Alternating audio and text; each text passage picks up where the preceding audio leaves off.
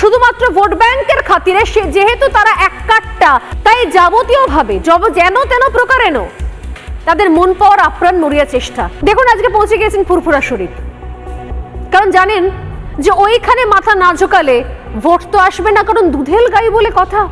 2024-এর ভোটের আগে ফুরফুরা শরীফে পৌঁছে গেলেন মমতা বন্দ্যোপাধ্যায়। দীর্ঘ 9 বছর পর তার মনে পড়লো ফুরফুরা শরীফকে। দরজা করার আসছে 2026-এর ভোট, তোষণের রাজনীতিটা ধরে ফেলেছে বাংলার মানুষ। সংখ্যালঘু ভোটে থাবা বসাতে পারে মিম, এই আশঙ্কাও রয়েছে। তাই বিধানসভাতে বারবার মাঝে মধ্যেই নিজের হিন্দু পরিচয় জাহির করতে হয় আজকাল মমতা বন্দ্যোপাধ্যায়কে।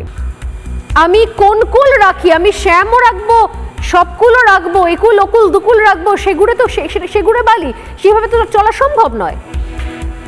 তাই নির্বাচনে এগিয়ে আসার সঙ্গে সঙ্গে মমতা বন্দ্যোপাধ্যায়কে ফুরফুরা শরীফের যাত্রা করতে হচ্ছে।